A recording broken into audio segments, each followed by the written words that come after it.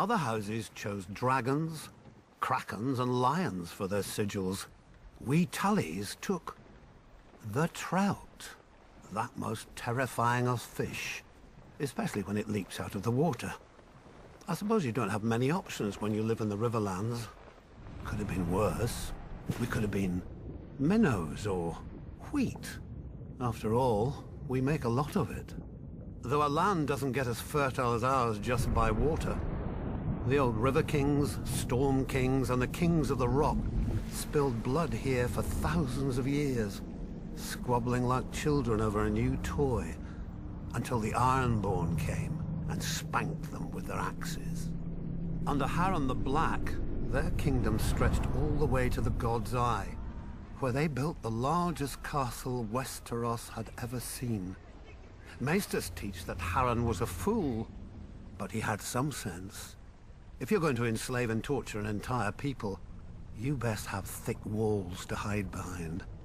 But the very day the last stone was laid in Harrenhal, Aegon Targaryen landed in Westeros.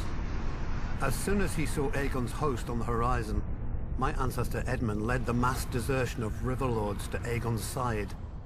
I doubt Harren even noticed. The problem with huge castles is they blind you to what's outside, both by their size and the arrogance they inspire. Not that the Ironborn ever lacked for that. They take pride in their ignorance of every trapping of civilization. Though any baker could have told them that fire turns stone walls into an oven. And so Harren the Black finally lived up to his name, and the Riverlord swept the Ironborn back to the sea. In return for Edmund's service, House Tully was made Aegon's new Lord Paramount of the Trident, and all the other lords had to swear us fealty. But old habits die hard. The Riverlands are, and always have been, the middle child of Westeros, caught up in every fart from one lord at another. My ancestors knew that for the Tullys to survive, alliances must be made. Our trout has swum up so many rivers over the centuries and leapt onto so many plates that it's a wonder half the realm's sigils don't have fins by now. Thus, every Tully child is taught family, duty, honor. The Tully words, and pains in the Tully arse. When I returned from the War of the Ninepenny Kings, people called me Sir Brynden. But my older brother Hoster called me Engaged. A great match with a very rich house, to be sure. But I had just fought and killed a great deal of men and had no desire to be told when and whom to marry. I broke ties with him, earning the name Blackfish along with my personal sigil, a much more intimidating black trout.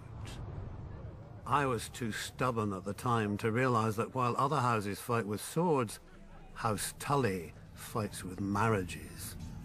Then my niece Catelyn's betrothal to Brandon Stark drew us into the war against the Mad King, while my other niece Lysa's betrothal to Jon Arryn cemented the rebellion. If I'd have obeyed my older brother earlier, we'd have had the largest navy in Westeros with us then as well, and our victory would have been swift. Of course, I never mentioned this fact to my brother. He'd have taken it as an apology. My brother is dead now, and my nephew Edmure rules in Riverrun, God's help us. A trout that can't tell the worm from the hook. But he is a Tully, and he is unmarried, and there is a war. We all know how this story ends. Maybe she'll be beautiful. Maybe she'll be rich. As long as she brings swords and men to House Tully, she could look like the fish we hang all over Riverrun. He'll honor his duty to family and swallow it. One blackfish per family can be overlooked. Two, and we'd have to change all those pretty banners.